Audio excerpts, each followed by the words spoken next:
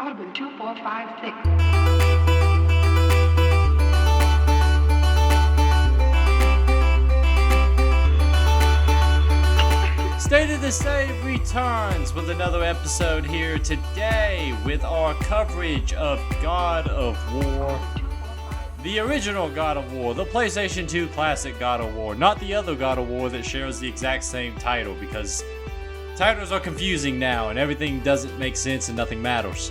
All you'd have to do now is just add a year afterwards, so this should read God of War 2005 on Wikipedia, How Long to Beat, and everywhere you see it now, because revisionist history is a thing. It also means that when you go another 10 years from now and they do another God of War, it'll be God of War 2005, God of War 2021, or whatever that year was. And then God of War 2020, 32, or whatever. So, yeah, it's just, nothing makes sense, nothing matters. I am your host, Eric, as always. Joining me is Michael. How is everyone doing today? We are here to talk about video games related products, and all that fun stuff. So, let's just jump right on into it. Going to be kind of a short show today. Michael, what have you been doing? What have you been playing? What have you been up to? I've been mostly playing Kirby and the Kirby and the Forgotten Land. Say you forgot the name of the Forgotten Land. I forgot the Forgotten Land. That's very true.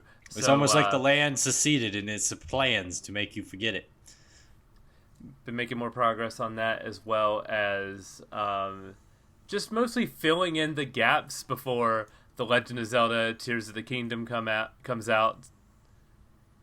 Yeah, that's what, 2 weeks from now? 1 week from Friday. Oh man, so we're almost there. I know that you're excited about it. I know a friend of the show, Nick's very excited about it. It's a weird thing when you're about a week off from a big release, because you feel like you don't want to really get too invested in anything else while you're, prepping for the big game. I was like that when Resident Evil 4 Remake came out, where I didn't want to get started on anything because I knew the behemoth was going to come kick all that stuff to the side. So I've been mostly checking out things I can do in quick bursts off of the PlayStation Plus catalog, like Riders Republic. If you don't know what that is, that's an Ubisoft open world extreme sports game. It's like if you took like Skate and combined it with a Forza Horizon type thing. A really good, chill, mute the volume type game and replace it with your Spotify music playlist. One of those. Does it have a playlist in it? Yeah, it does have a playlist in it. How good is the playlist? It's pretty good. I listened to a few spins on the rock station before I moved it to my personal playlist. Some new Green Day, some Alkaline Trio, some 41, like the mainstays. If you have a playlist consisting of pop punk, you need some Green Day and some Alkaline Trio in there. I feel like extreme sports games live and die by good soundtracks. The Tony Hawk franchise has always been such a wonderful soundtrack game that I feel like anything else, it lives or dies by the soundtrack. Or the ability to just plug your own soundtrack in there. It's nice too. Yeah, but I feel like that's cheating. I want them to kind of create something. I want them to tell me what I should be listening to, and therefore I can judge their music taste.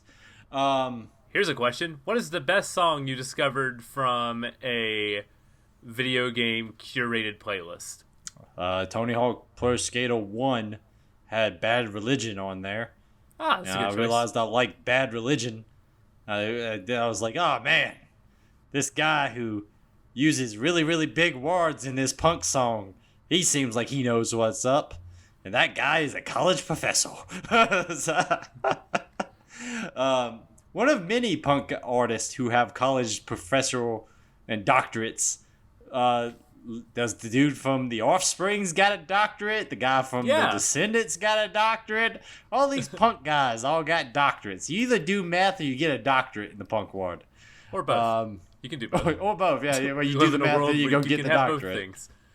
Mine's probably everything off of the Burnout 3 soundtracks, things like My Favorite Accident by Motion City soundtrack, Right Side of the Bed by Atreyu, that had some Yellow Card and All American Rejects on there. So a lot of my early developing music tastes were shaped by the Burnout soundtracks.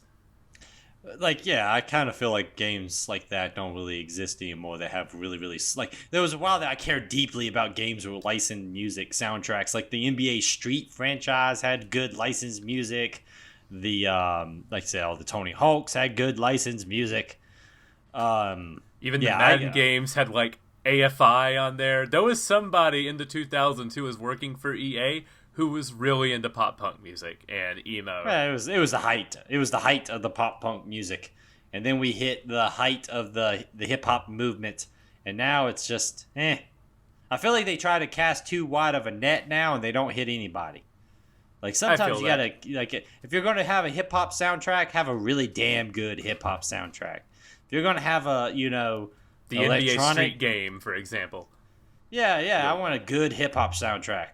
Yeah. And don't be bringing out just like either generic, top 50, hip hop and rap songs. I want some deep cuts. I want some new stuff. Hit me up.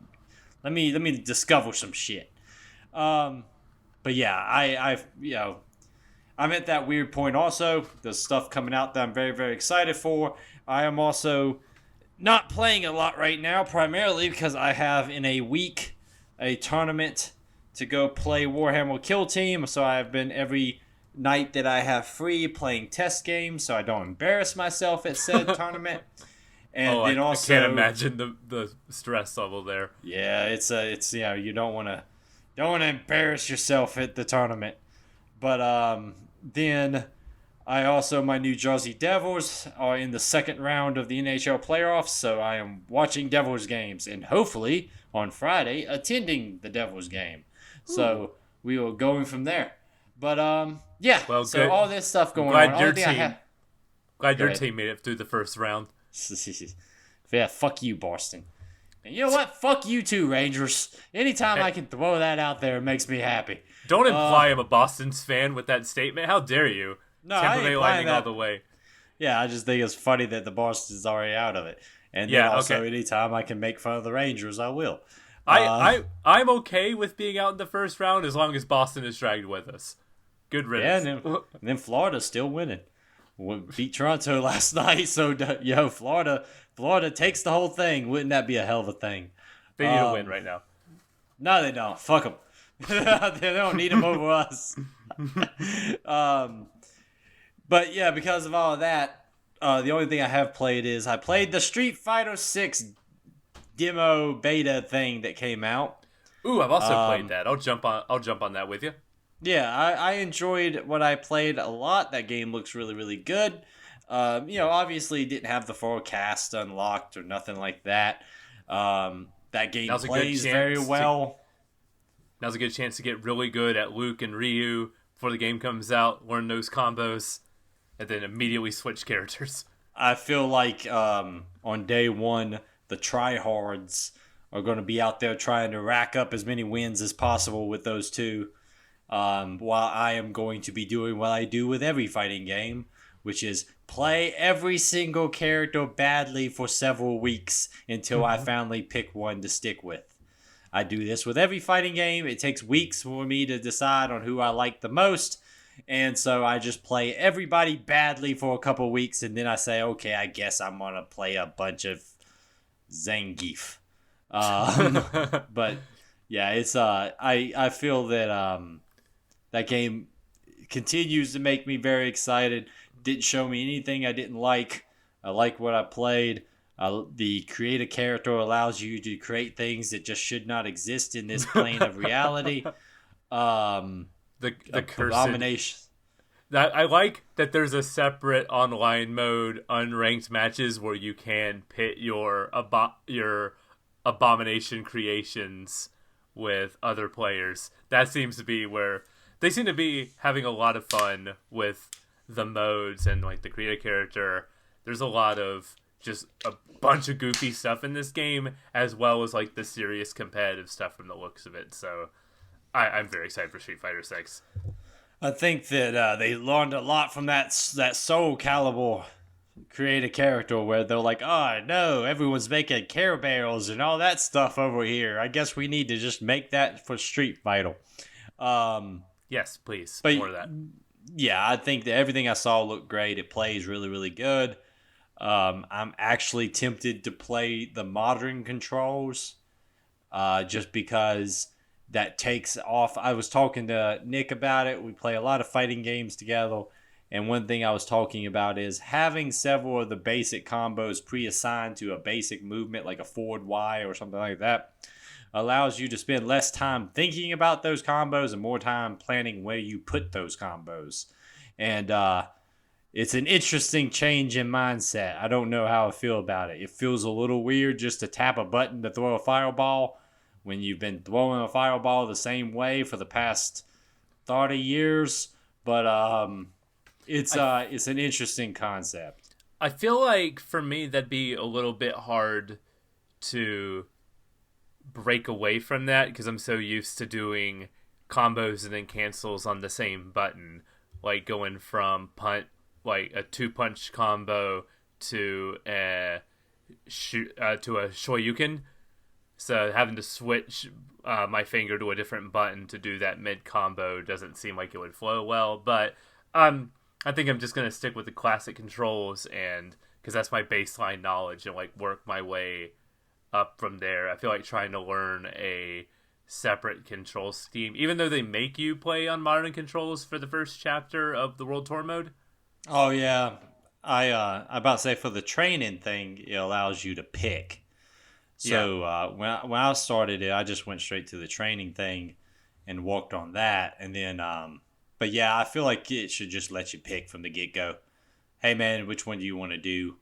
I get why they're pushing people towards the modern controls, but at the same time, if you already got pre-set in your head what you want to play as, just let them just pick it from the get go. It just makes things easier.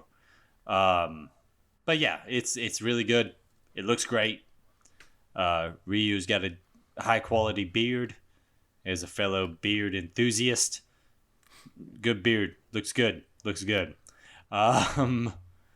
But yeah, other than that, didn't play much.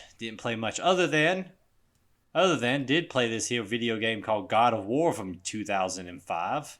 Michael, did you play God of War from 2005? I did play God of War from 2005, not to be confused with God of War from 2018. Yeah, 18. Wow, that feels like a lifetime ago. Things flying by fast, boys and girls. 2005, God of War. I remember very well when this game came out. It graced the back cover of every single video game magazine for like 3 weeks or 3 months.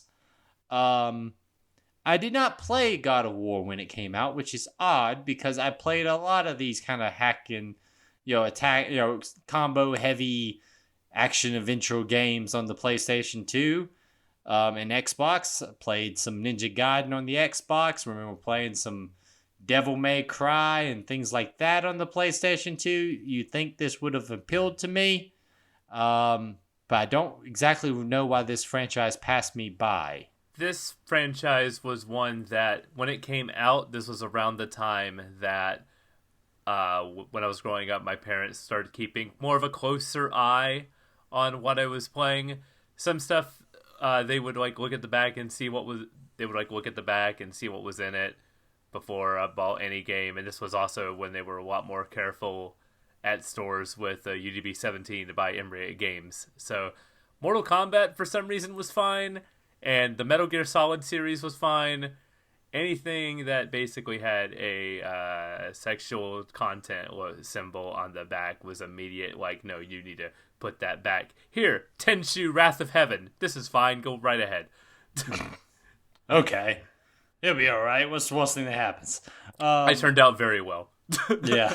I don't feel like you, I feel like you're a good example of violent video games and all these things don't affect people. But I was a little bit older than you were, so I think I had access to this thing. Also, we or a friend group that had constant game trading activities, where people were just like, "Hey, play this here video game," and it would end up into your hand every few weeks. That's how I don't know why God of War didn't catch on. Yeah. I don't know why. I was trying to think what else was hot at the time. We probably were playing, I don't know. We didn't stick with the latest releases because video games were expensive. So it might have been a situation that we didn't have the money to buy it when it came out, and then by the time it got around to it, we just didn't. We didn't have. We got distracted or something. We were ADHD as hell. But I feel like I would have enjoyed it at that time. It's interesting to be playing it in the year 2023. I both very much appreciate what I've played so far of this video game, but also, boy, is it a 2005 video game. Does that make any sense to you? I agree. I think So I'm in a weird place. 95% of this game, I am all on board for. There's 5% that's frustrating the crap out of me, but I'm surprised how much I'm really, really liking this thing. I don't dislike it. Yeah. I try to cast my mind back to the time, and which is something that we try to judge things on modern standards on this show, like playing it for what it is. But I enjoy it. It does a lot of really good things for a PlayStation 2 games. It gets across scale very well. Oh, it absolutely. does epicness very well. I think some of this boils down to it hits a couple of my big pet peeves in video games, the things I do not like. I don't like quick time events, Michael. I kind of dislike them a lot. And oh boy. And so that's a downside. And I know that God of War kind of at the time was, a little bit of a pioneer in making quick time events kind of a major part of its game. And everybody kind of decided, oh, quick time events, that's where it's at for the next 10 years. But especially I don't like quick time events that are repeats over and over and over again of the same action. And God of War does that. That's not necessarily a thing that I want to hold against it. I get that it was of the time, and it was kind of not worn out when this happened, but boy, do I still dislike those. But there is a lot of things I really do like. I liked how I did not anticipate how puzzle heavy it was going to be. Me neither. That was something that took me by surprise. Like how not just room for, especially in this last section, is very close to feeling almost like a Zelda dungeon from around the time. Like individual rooms with challenges. A lot of these areas are sort of interconnected with each other. There's a verticality to it where if you fall, you won't fall down a pit. You'll fall down into like the main hub room area. So the way everything is sort of laid out in this game, I'm very on board for. And some of the puzzle design and some of the challenge design is really good. But man, when it gets annoying, it gets real annoying. I think that I really enjoy the puzzle sections that are in there. And you are right, it does do a good job of creating hub sections and ideas where you'll end up the same place you were. Like you'll kick down a ladder that will take you back down to where you were before. It might let you go down there and get some extra stuff or something. I think that stuff holds up really, really well and is real strong. I think even the platforming's not bad. We talked about when we were talking about this game before we started playing that one of the major complaints was the camera. The camera is not great, but it's not nearly as bad as I feared. I played a lot of games at this time, and cameras have been a lot worse. Some could say in games like a recently played game that we played, Tomb Raider Underworld, had a worse camera than this. So it's like, I don't feel like the camera is nearly as bad as people have betrayed it in the past. The only time I have an issue with the camera is when it shifts itself during some platforming sections. There's one at the beginning during the Hydra fight where you're walking on the planks and the camera zooms out to show you a grander sense of the space, and it shifts angles a little bit to where you have to like rethink, okay, I was going this way, but now the camera moves, so now I gotta like kind of shift. Oh, I fell off the platform, and now I gotta do it again. But the load times have been really quick, and most of the checkpoints when you're doing a platforming puzzle put you right at the beginning of that. It's whenever you die, you don't have to go back very far. But I will say on that first platforming puzzle, I did fall enough times to where the game was... You get a trophy in this game on the PS3 version for it being like, hey, you died a lot. We're going to offer you easy mode. And then you get achievement for like denying the easy mode when it offers it to you. That's funny. I didn't know that. And, I was trying to get a sense of like the internet too, because I will say that I'm playing this on the PlayStation 5 via the PS3 streaming. I am streaming this game. How's that working out for you? Actually pretty good. It was rough at the beginning, and then I flipped it. My router has two versions of the internet. It has the base, and then it has the 5 gigahertz. I was like, why does this feel bad? Then I switched to the 5 gigahertz version, and then I forgot I've been streaming it since. Okay. Minus like a couple of internet hitches here and there, but for the most part, if I can do a parry consistently, it's a successful system, so I think it's playing great. I still wish I could be able to download the thing, but I could have bought a regular copy of this, but at the same time, it's like, I gotta check out this streaming thing. We're gonna just ride this out and see how this goes. If it's working well for you to do the quick time events and all that stuff, then you should be fine. Yeah. A lot of this combat, that's another thing I want to touch on. I thoroughly like the visuals of the combat. I like how things look. I like how things feel. The only thing that holds me back on the combat being 100% is it does this weird thing where almost every single encounter is the same group of enemies 2 to 3 times.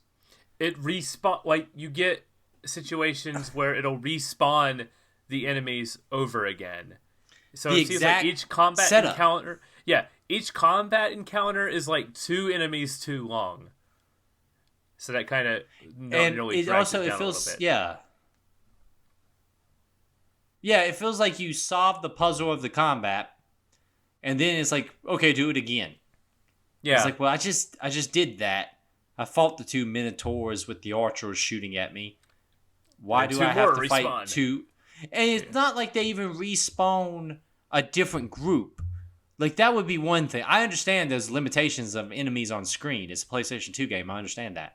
But it's always 2 minotaurs and 2 archers in this example. And then I kill the minotaur, and as soon as I kill one minotaur, another one will pop up. I kill the other one, another one will pop up. And if I kill the archers, 2 more will pop up. And it just feels like it's this weird... That's the only hiccup I have, because I enjoy the combat a lot. But it's like, oh, I beat this arena of enemies. Now let's do it again. And then for the big fights, I will do it 3 times. And it's just such a weird thing that, like, it would be completely different if it gave you a different mix of enemies. But it's done it consistently enough that I've picked up on the fact that it's like, oh, I have to fight each group of enemy twice. That just feels weird. Once we got to the Pandora's Temple, it felt like it kind of eased off on that. It was like outside the temple it would do that, but now that we're inside doing like specific, more puzzle challenges, it feels like they're not respawning, or the enemies are in very specific locations. It doesn't feel like combat rooms. They feel like puzzle rooms with combat encounters. And I think that's the great balance here. If they lean into that more, the puzzle... interacting with the environment, doing puzzles and platforming challenges while occasionally doing bits of combat with big enemies. I think that's the balance here, because there's one thing I've been surprised with. I'm going to say the word surprised a lot, because this game shocked me with how much I really, really ended up enjoying it. I thought I was going to like it, but I'm so close to loving this thing. It just needs to stick the landing for me. But anyway, I'm surprised at the lack of boss fights in this series. So in this game so far. It's a lot of mini bosses. Yeah, it's a lot of mini bosses, but not a lot of like big ones. Yeah. And usually when it's like introducing a new enemy type is whenever you'll have a stronger version of that to fight. For like you fight the Hydra at the beginning, and that's the only boss we had during this section. The true boss with the health bar. But we've had the Medusa, we've had, I believe, the introduction of the Minotaurs is seen as like a boss fight. One of the like troll enemies is seen as like a mini boss. It's like a gate arena that if you kill him, It's like yeah, the Cyclopses are the same way, where it's like, yeah, you fight a lot of mini bosses that will become standard enemies. The Sirens, out in the desert, same way. oh yeah, the Sirens, yeah, Yeah, but then, yeah, you're right. There's been a lack of major boss fights, which kind of is something that becomes a staple of the series. yeah, and It's interesting that it's yeah. not here, unless it's super back heavy. Like I said, we played up through to would you say the end of Pandora's Temple? I don't know, somewhere. Well, because we stopped. Deep I don't in the know center exactly. of it, Yeah, in the center of Pandora's tomb, but temple.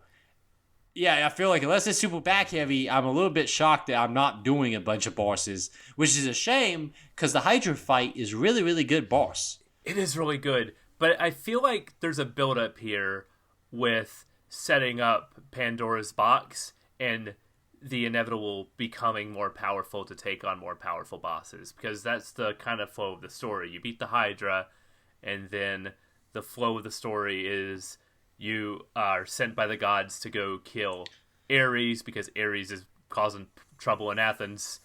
And so basically, the gods have got a non-compete clause with Ares, so they can't go fight them head on. So they'll send in your ass to do it. Yeah, they gotta raise a champion to go up and fight Ares for them.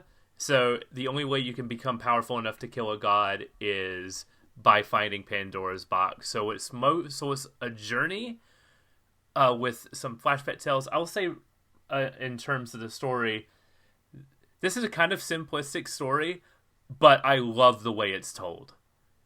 It's told as it's very told as like an Odyssey or like a Yes, a Greek tragedy. it's an epic. It's an epic. That's the word I was looking for, and it's told like one, and it feels like something akin to like the Jason and the Argonauts and stuff like that, where Kratos is going on this epic of quest, and these are the challenges he must face on his journey, and I imagine like the epics of old, there will be a more tale at the end, of some sort or another. But yeah, it's a simplistic story, but it's very fitting for the vibe they're trying to get across. And I love all the pieces being laid out here with the gods all granting Kratos his power and knowing where the ultimately, not just the series will go, but ultimately the god's hubris is endowing this champion with all this power and then inevitably betraying him, because we know it from the beginning of the game and a lot of the teasers throughout that Kratos feels betrayed by the gods and tries to take his own life. So in that betrayal, the god is making him more powerful, is ultimately going to lead, and putting it all into this angry man who they betrayed is ultimately going to lead to their destruction. Yeah, it's also a very Greek god thing to do, which is to meddle with the problems of mortals. It's like, yeah, that's Zeus. Zeus being a dick, what a surprise. But yeah, it's not like I said, is it a complicated story? No, but it's told very well, and sometimes that's all you need to do. Like, I'm invested in every single beat of the plot going on. Like, I took a surprising amount of notes in this section, like looking back at it, I'm like, holy cow. Like, I wrote down like quotes. I've just found myself super invested in the story more than I thought so. Like, for a PS2 action game, I kind of had written in my head, I was like, oh yeah, angry man gets mad at the gods and kills all the gods. This is basically what I know, but there's more layers to that here than I was expecting. I think also angry man kills all the gods is a good kind of like shorthand for where Kratos will go. This is Kratos on his way to being angry man who kills all the gods. Like, Kratos is still being led along by his nose here, and it's not as edgelordy as it's pitched, right? Like, Kratos is doing this for a reason. He's not as edgelord. He's not as like self-deprecating and like, you wouldn't understand the tragedies I've had in my life. He's had really bad stuff happen to him, but it doesn't come across that like edgelord, kind of vibe. And like I said, it fits with the Greek epic mentality that he is a pawn to the gods, which is classic Greek mythology. Because they led him on for 10, and I like that it wasn't a quest to get more powerful. He had a tragedy happen in his past, and he served the gods for 10 years so they could basically eternal sunshine him and erase his memory of the tragedy. And his final test is Athena sending him to go kill Ares, the god of war. It's very reminiscent of like the Trials of Hercules. Yes, Trials of Hercules. I thought of like the Iliad and the Odyssey. Yeah, and the Iliad and the Odyssey is very reminiscent of like a man on a journey and the events and the whims of the gods that throw him around. But and him going through place to place, meeting these gods and undergoing trials and different like sort of mini adventures that encapsulate this whole adventure. It's very reminiscent of that traditional style of Greek storytelling, which therefore it works. Like I said, it's not a complicated story. There's hints of Kratos' past when he was a general and that he had a family and things like that. There's all those hints. And he got too consumed with war, so his family felt driven away from him. Yeah, and the story we're told so far. I definitely think there's more. Yeah. I definitely think there's more going on there, because we got this the plot twist at the end where Kratos was fighting the armies of he was fighting an army, and then at the end he sells his soul to Ares. Yeah, to do his bidding, and that reflection of it, where he ends with like, "By the gods, what did I become?" Just that self-reflection there, and that moment is the path of, hubris took him to a place he didn't want to end up at. I feel like, to be 100% honest with you, I think that it's told a lot cleaner than the memes would have you believe. And having playing it now, I was like, oh, this is not bad. And Kratos is an interesting character. I could see where he can go to become angry man who kills gods, and then I can see how that would work in the deconstruction of that character in the modern series, where he's man who is now looking for redemption after a bunch of stuff that he did. So I like Kratos. Because it seems like they could have taken that route sooner, judging from this game, because he does feel already regretful about some of the things he's done. But I imagine that's going to, because there's a bunch of these set in the Greek pantheon, he's going to do a lot of god killing before he gets to that introspective phase.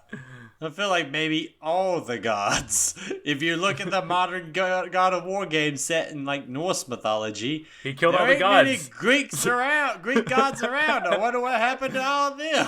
We had to switch mythologies because he ran out of gods to kill. I do like the idea of just every series is just 3 games of him killing his way through mythologies. And then starting it with, what have I done? And then just, let's go on to the next one, I guess. By the 3rd mythology, Kratos is just like, I guess let's just skip on through this. Let's go into the killing part. He's hanging, we start the third series. Kratos is hanging out in the desert. Anubis appears, and he's like, "It's time to weigh your heart." And he's like, "Oh no, guess we're ripping out Anubis's heart." Like I said, I've enjoyed this game. My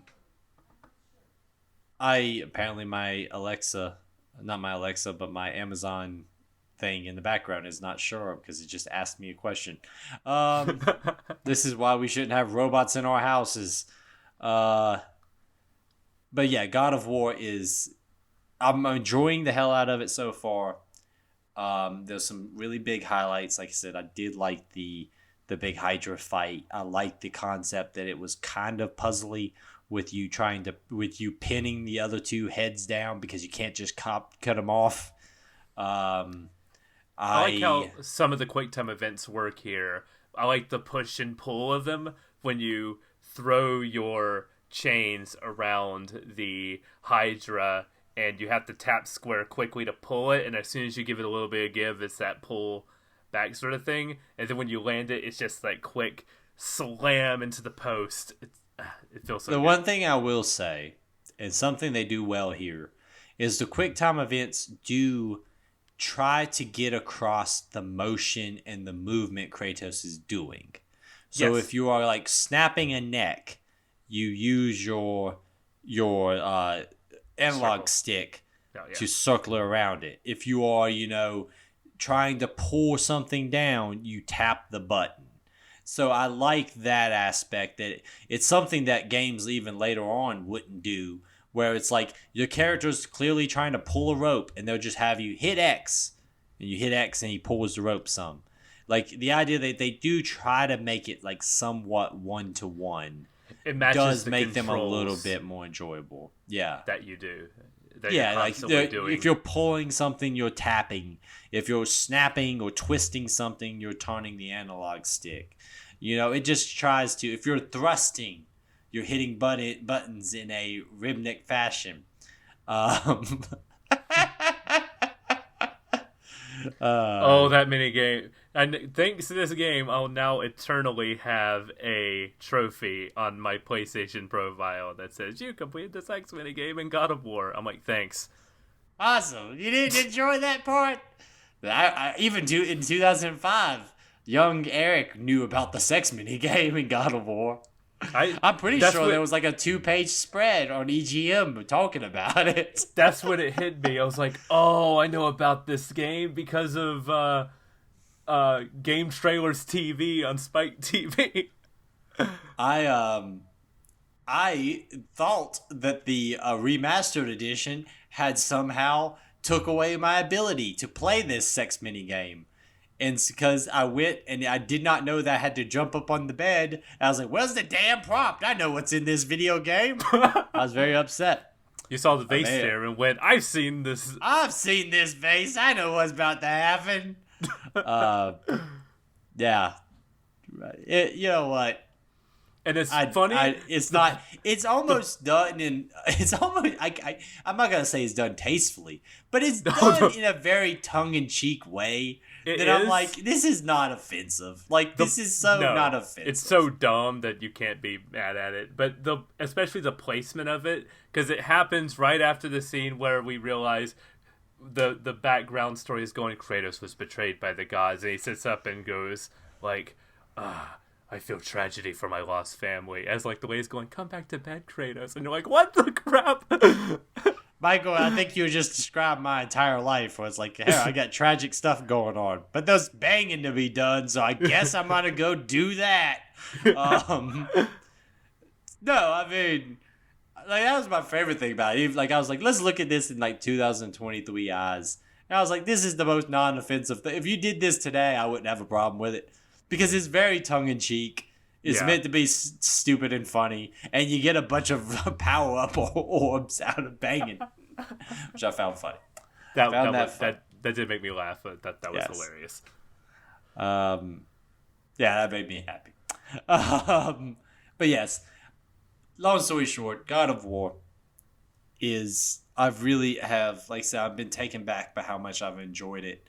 It's got an interesting art style. It's got an interesting look at scope, like I talked about that. It does a good job of pulling the camera back as you cross these big long bridges, or as you shimmy across between the boats at the beginning, pulling the camera back to see the boats being taken over by the Hydra.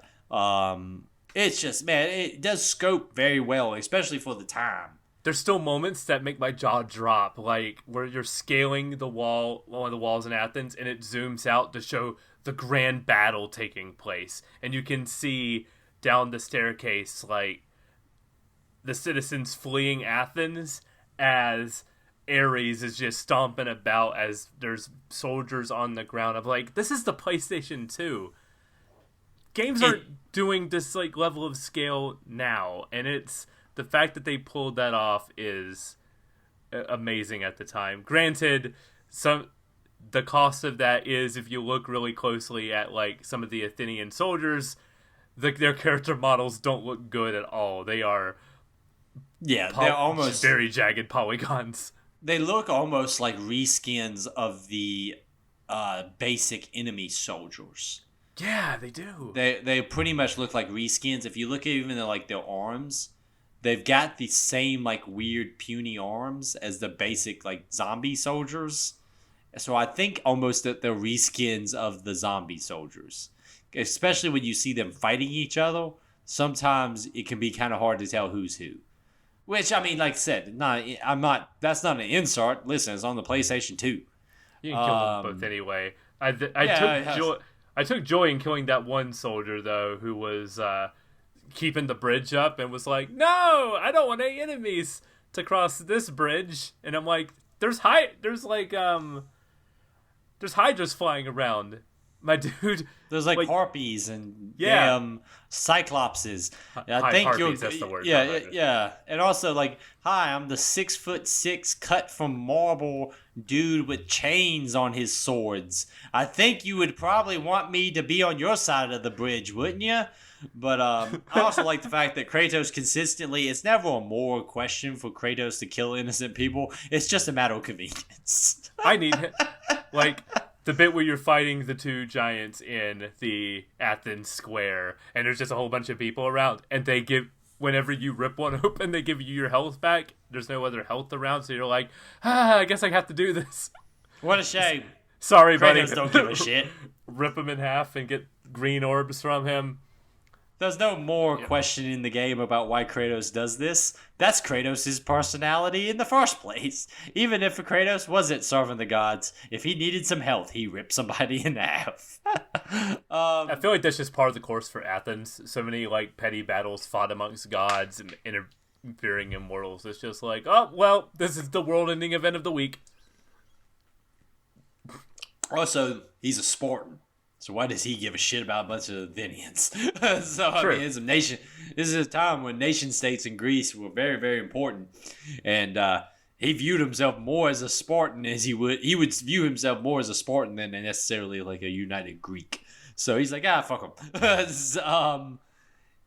Like I said, the game I think holds up actually pretty damn well.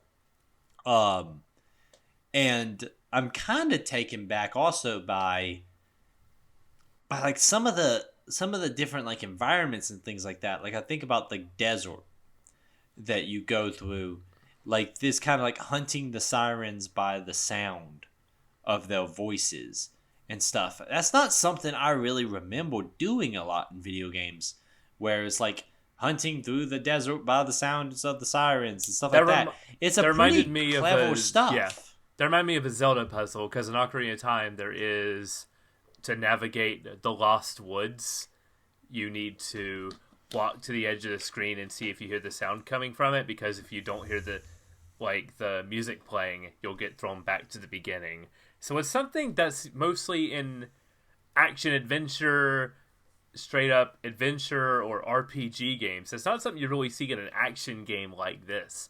There's like big blockbuster game. Yeah, there's bits of action adventure and role playing kind of sprinkled into this thing, which I think gives it its own identity. One reason I think I avoided God of War for all this time is because I thought to myself, I prefer Devil May Cry anyway. I don't really need to go to a God of War. But now after playing this, I'm really mad at myself. Going, there's so much here. There's so many good ideas here that differentiate itself. It's very different. Yes, there's.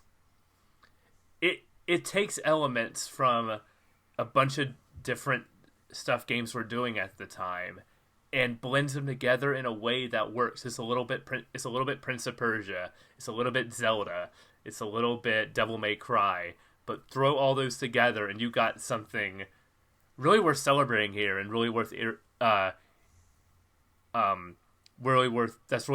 continuing on in a way. It does a great job of picking elements from those games. While those games might do particular elements better, like I would say Devil May Cry's combat's probably better than this and stuff like that. It does some of the Devil May Cry combat, but then it also can do some of the RPG light. Then it's also doing some of the other puzzles. Like it does that mixed bag kind of stuff, and it does. Like I said, my biggest issue, like with the combat, is like I said, I don't want it to come across like I ain't enjoying it. I enjoy the mixture of, it's a very light system of light, heavy grab, and then a magic ability. But the magic abilities are really cool. Yeah, being able to use more powerful versions of the abilities, like Poseidon's Rage, which is a great name for anything.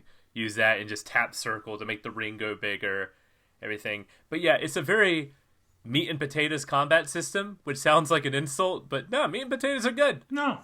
And because if that was all this was, if this was just a big, straightforward hack and slash action game, it would get boring very quickly. But because of the fact that, like I said, I didn't anticipate the fact that it was very puzzle heavy, very platforming heavy, it keeps that basic kind of meat and potatoes combat, and it lets you kind of ride it out a lot better because, hey, yeah, I hack, slash, magic ability my way through the combat, but then I'm going to spend some time over here positioning a ballista so I can shoot it through this wall, or I'll be scaling, and then it's like it does a good job of mixing puzzles with the combat. Like I think about the harpy scene where you have to push the statues into the holes so the harpies can get locked away, so you can go upstairs and walk across the beams, like stuff like that. That actually took me longer than expected to think because I wasn't anticipating a puzzle of that caliber here. I was just thinking, how far it will go is move the statue to a block or something. So this was a situation where I kind of judged a book by its cover before going into this thing. And so now that I was prepared for those puzzles, when I got to the bit where you had to get the oracle, figuring out that I needed to stack one big statue on top of the other big statue by using the elevator was a really great aha moment. It still took me a couple of minutes to figure out, but you can go into this game thinking this is a big dumb action game, and nothing wrong with that, by the way. Yeah, no, but, I love big dumb action games. Yeah, I like big dumb action games, but when they do kind of teach you early on, like, hey, some of these puzzles are going to have more involved than just push it over and, kick it off the side of the, wall or something. It makes you start to kind of think things through a lot more. Like, well, maybe I do need to actually use my critical thinking here to figure out how to do this. I'm actually, like I said, I kind of judged this game incorrectly. I went into this thinking it was going to be a big, dumb popcorn action game, and it's got a lot more going for it than I thought it did. It's got a soul. It's got people behind it who really love the material and love their influences enough to where they made something I think really special here in a way that I wasn't anticipating. If they stick the landing here, I might have a game series that I want to devour, like all of it going forward, because they got if they stick the landing here, they've got a new God of War fan. It definitely makes you want to play through these early ones so the hit of modern day Kratos hits you harder.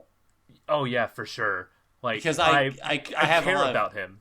Yeah, I have a lot of interest in modern day Kratos. We've talked about it before that I like Norse mythology.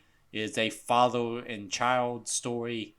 It is there's one of those kind of stories that appeals to me as a man of my age. But I feel like going through this and writing out the events that take place here can kind of make that hit a lot harder. Because it's one thing to approach that character as that kind of character. It's another to approach him as this other kind of character and then see him morph into something. It would be like playing a modern Devil May Cry where Dante is no longer putting together two wheels to make a motorcycle and riding around on top of a demon while eating some pizza and shooting demons.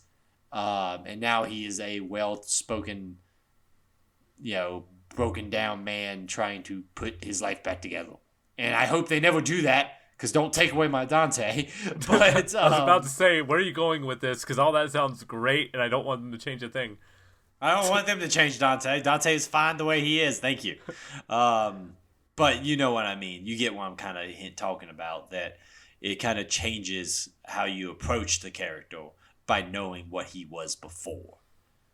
But yeah, I really am enjoying it so far. I hope they stick the landing. I do hope we get some more of those bosses. That's my biggest want. Yes. I do want to see some more bosses. I have a few wants here. My first want is something probably the most immediate. I want a great through line with the background story going on with Pandora's Temple. Pandora's Temple is my favorite environment so far, and it deals with the story of I have his name written down here. Pathos Verdes III, who was used by the gods to build this temple to house Pandora's box, this powerful weapon. At some point, he was betrayed by the gods, and the gods put the temple on the back of Kratos the Titan, which is a really awesome visual when he comes out of the sand, and you just see this giant, basically mini city on top of this giant's back. It's such a cool visual. They try to help offset how big he's supposed to be also. Because it's a PlayStation 2, it doesn't do scale very well. It's big, but then they talk about when Kratos starts to climb him, that it takes Kratos 3 days to climb the Titan. And it tries to get across the fact of how big he's supposed to be, you know? But I do like the visual, and I like the concept a lot, that the last Titan cast down by the gods is forced to carry Pandora's box's temple around the desert forever. It's a very Greek tragedy thing. Yeah, they didn't do the scale in the cutscene good when he's climbing it, taking the 3 days. Where it does it great is when you're walking that bridge and it zooms out to show the entirety of Pandora's temple, and you're just ant size compared to the thing. Yeah. It's such a great shot. I like when it does those big zoom outs. It does them a couple times where you're climbing steps, and it'll zoom all the way up to the top level. So as you descend, it shows you're going deeper and deeper and deeper into the when you go to the sewers outside of Athens. It's you as you're rounding the steps, it shows it's almost you see the full spiral of the steps. Yeah, and then the full spiral of the steps, and even the getting into the sewers, the sword bridge that you cross there. Yeah, also, I like that. This game does reflections very well too, because that metal, everything has a texture to it. You can tell that sword is metal based on the reflection of it, and some of the really polished floors of the really nice Athenian interiors have that reflection and that glow from the lights emanating off of it. But yeah, going back to my thought, I really hope for a payoff in this Pathos Verdes, the third storyline, and how he was betrayed by the gods, because I think you could do a really cool parallel with his story being forced to carry the gods' burdens with Kratos's, and how he's kind of being groomed up to kill a god for them. But it's also foreshadowing that the gods are not to be trusted. No, nope. It's the foreshadowing there of of that. Hey, Kratos, maybe you should learn something from your history. Um, and the payoff there with the inevitable payoff there, because you can with Kratos casting himself off the ledge from the beginning. Also, this game does a really cool thing where when you press the start button, the game starts immediately with Kratos like looking down, and then he just looks up from the start menu and says, "The gods have betrayed me," and then that's where the first cutscene begins, and that's a really cool thing. But you can find the cliff that he's on and stand there, and then it says, "I have a picture here because I like this shot so much." It says, "Standing here gives you a foreboding feeling. It's as if your ultimate fate was tied to this very ledge." So just they're hammering in home the foreshadowing of this moment. So yeah, it's not subtle, but it doesn't need to be. It doesn't need to be. No, this is a big story involving gods and betrayals and everything. It doesn't have to be subtle. Like even the through line parallel story of Pathos being betrayed by the gods, not subtle. Like we said, it's a simplistic story told very well. Sometimes that's the better thing. Sometimes I'd rather you do a simplistic, straightforward story that's told competently and has, is all makes sense, than try to overextend and tell an extremely complicated tale that just doesn't hit. Like Splinter Cell tried to do, because we love that gameplay, but that story was just all over the map and all over the place. Told a simple story told in the most convoluted, complicated way possible. Exactly. They could have made it a little bit more streamlined, and it would have still had the same effect instead of adding 14 different variables that just don't add anything to the actual in-game story. Here, this is a very no-fat, trimmed down, let's do A to B to C to D to E to F, but we're going to hit all of our beats. It's the, well, at the same time, you can only play 3 chords, play them right. Yeah. Well, at the same time, giving hints of X, Y, and Z along the way. Yeah, it's not like childish, in the storytelling. It's straightforward. Yeah, but exactly. It works. It's not a bad thing. Like I said, that sounds like a negative, but it's not. It's I'd rather you be competent and straightforward than be incompetent and overextend your story and just lose the plot line. Because I can stay invested in a story that is straightforward. If it's told well, I will glaze over if you are just losing the plot line of your overly complicated story. Now the true masters of that are people who can tell the overly complicated, super complicated story in a super well way that just it makes everything easy, not easy to pick up on, but makes everything invested and keep you invested in the story. But exactly. Like the Splinter Cell Chaos Theory example is a really good one. Where halfway through that, my eyes just started glazing over with some of this stuff. It's like, what are we doing, man? What's our plan here? Who's this guy? We're throwing out a bunch of names. Everybody acts like they know who they are, but I've never heard of them. It's that kind of thing. Going back to my wants for the second half, the second thing I want is for Ares to play a more prominent role. Now that we know his ties to Kratos, I want him to kind of step up and fill that villain role, because right now I feel like he has to. Yeah, we only heard about him. He looks really cool. He has flaming hair and a beard. I want to see more of him, because now again we know the connection between him and Kratos. I want to kill this dude. I want to know why I want to kill this dude. Yeah, I think that he's gonna step up. We're moving towards, because we're about the halfway point. We're moving towards the point where we need to have conversations with him. You can't just wait to have your final confrontation with the big villain. We need to start having more FaceTime with Ares. We need to have our Sephiroth moment where we see how powerful he is. Yeah, he needs to kick our ass at least once before we go kill him. Yeah, exactly. That's the go-to storytelling for getting across how big of a deal the bad guy is. He kicks the hero's ass at least once. I want someone to tell Kratos, "You will never be a god." I want that. Something cheesy, over the top, like wrestling talk is kind of what I want from this. Like I said, I feel like we need that. We need some interactions with the two of them to get across why we want to murder this man. 'Cause Aries needs to cut a promo on the mic so we know why he's the champ. Yeah. Aries needs to get out there and do some mic walk, get on the stick, prove to us why he's worth being here, why he's worth main event in God of War. Maybe tell us the date and time over and over again so we can make sure we watch the fight between Kratos and Ares. Much like all professional wrestling, it's all Greek tragedy. That's all professional wrestling is a Greek tragedy. Man has dreams of accomplishing something. Man reaches dreams. Man betrays everyone who helped him reach the dreams. Man is taken down by the next man who needs to get that dream. And then the cycle repeats. Man betrays everyone. Man gets second championship. Man holds on to belts for 3 years. Man doesn't lose belts to guy who should have fucking won the belts. Man goes off to work on some Fast and Furious movie or some shit. Yeah, all that. It's just completely non-related.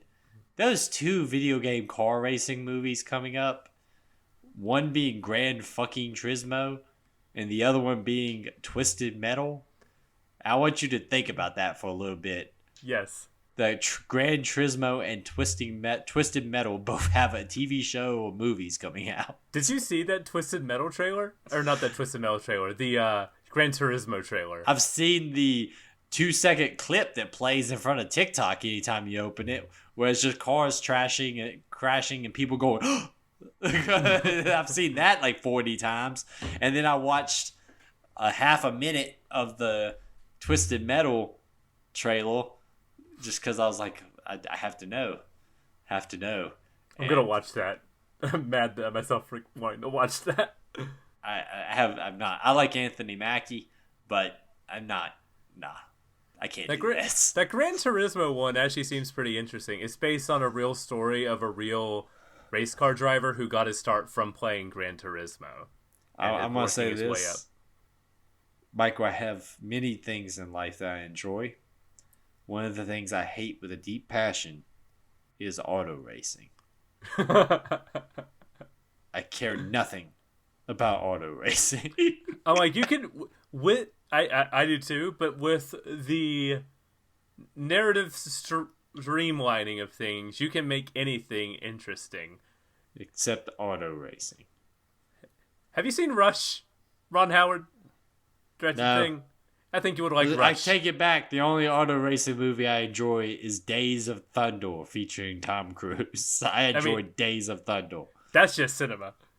That's high quality. Yeah, it's art, what that is. I think you would like art. Rush. It's 2 rivals on an F1 track who hate each other.